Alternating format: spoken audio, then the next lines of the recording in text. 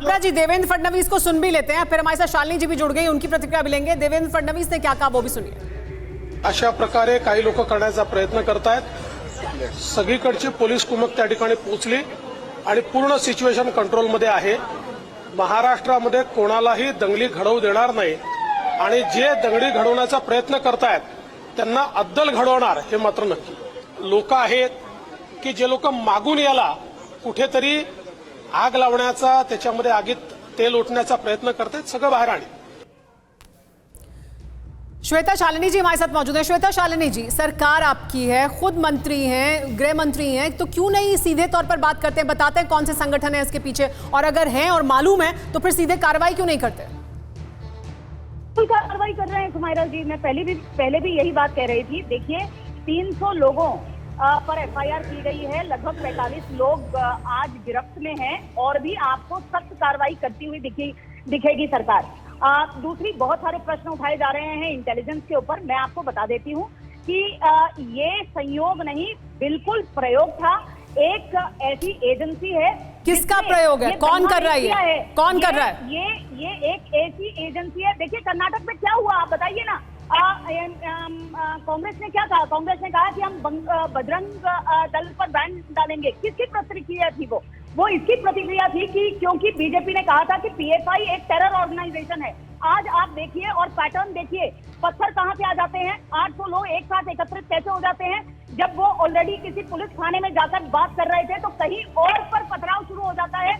इनके पीछे कौन लोग हैं, इसकी जानकारी अब मिल चुकी है सरकार को और सरकार बहुत जल्द कार्रवाई करती हुई दिखेगी। और आपको मैं केवल मात्र इतना ही कहना चाहती हूँ कि इसके पीछे एंटी इंडिया बहुत बड़ी गैंग है और उसके पीछे जो लोग खड़े हैं उनके चेहरे पर से नकाब उतरना चाहिए और उनके चेहरे पर भी नकाब उतरेगा ही, क्योंकि ये पैटर्न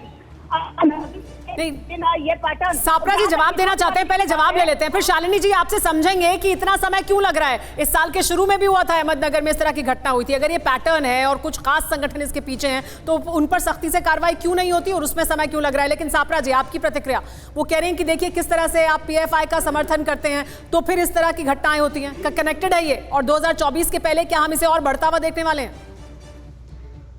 देखिए सुमेरा जी, मैं आपको बता दूं कि ये जो खोखे सरकार है ना, इसका इकबाल खत्म हो चुका है। आप अप्रैल की बात कर रहे हैं, मैं आपको बताता हूं कि मार्च 2023 में भी छत्रपति संभाजी नगर में भी इस तरह की घटना हुई थी, पत्थरबाजी हुई थी। वहां पर भी दंगे भड़कने की जो सिलसिला था, जो शुरुआत होनी थी, वो मार्च 2023 में भी हुई थी। यानी हर महीने में इस तरह की घटनाएं मार्च में हो रही है, अप्रैल में हो रही है, उससे पहले भी हुई है। शालिनी जी कह रही हैं पीएफआई जैसे संगठन है जिनका समर्थन हासिल है, जिनका आप समर्थन कर रहे हैं कर्नाटक में, वो ये बड़ा आरोप आप पर लगा रही हैं, उसका जवाब दीजिए ना। कर्नाटक से जैसे जुड़ा हुआ है, बीच में बोल रही, आप बोलिए।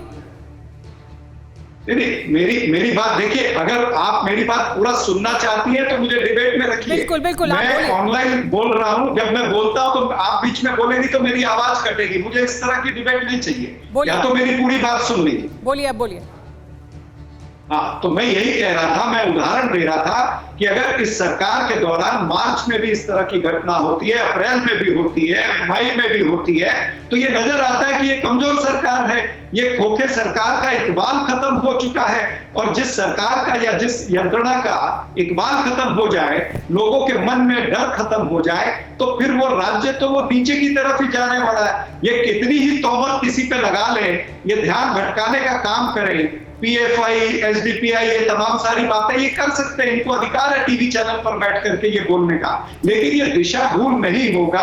महाराष्ट्र की जनता समझदार है, पढ़ी लिखी है, जानती है ये सरकार ध्यान भटकाना चाहती है, लेकिन असल बात ये है कि इस सरकार का इकबाल खत्म हो गया, इस सरकार का डर खत्म हो गया। इसी पर जवाब श्वेता शालिनी जी, हर महीने हो रहा है ये, मार्च में हुआ, अप्रैल में हुआ, सिर्फ कर्नाटक से जोड़कर नहीं देखा जा सकता ना। फिर इसका मतलब और भी बड़ी साजिश है, और भी बड़ी तस्वीर है। तो फिर तब से अभी तक नहीं पकड़े गए वो संगठन जो इसके पीछे हैं, वो चेहरे जो इसके पीछे हैं। अभी अगर आपने 300 लोगों के आगे 400 लोगों को भी पकड़ लीजिए, लेकिन वो जो सड़क पर पत्थरबाजी कर रहे हैं उन्हें पकड़ने से क्या होगा? जो दरअसल इसके पीछे हैं उनको पकड़ना चाहिए या उन संगठनों को पकड़ना चाहिए, वो आपने क्यों नहीं किया अब तक? देखिए सुमाइरा जी, मैं एग्जैक्टली यही बात आपको बता रही थी। जब सापरा जी खिसियानी किल्ली बिल्ली कंबा नोचे की तरह जूझ रहे थे, देखिए, दो चीजें आपको इसमें समझना चाहिए। संभाजी नगर की बात उन्होंने कही, जरा किशोर तिवारी जी पैनल पे बैठे हैं, पूछिए कि ये जब MIM के गोद में जाकर बैठे थे संभाजी नगर में तब क्या हुआ था और किस बात की चर्चा हुई थी। आज जो हिंसा वहां पर भड़की थी उसके पीछे कारण क्या निकला था। अब आप आइए कि किस प्रकार की संगठनाएं, हमने तो सबसे पहले कहा था कि PFI पे बैन लगाना चाहिए, लेकिन कौन से लोग उनके पीछे बैठकर अपने राजनीतिक फायदे के लिए PFI को भड़काते हैं, इन लोगों को भड़काते हैं और एक समूह को, एक समाज को भड़काते हैं। ये आपको कर्नाटक में दिख गया और देश को भी कर्नाटक में दिख गया।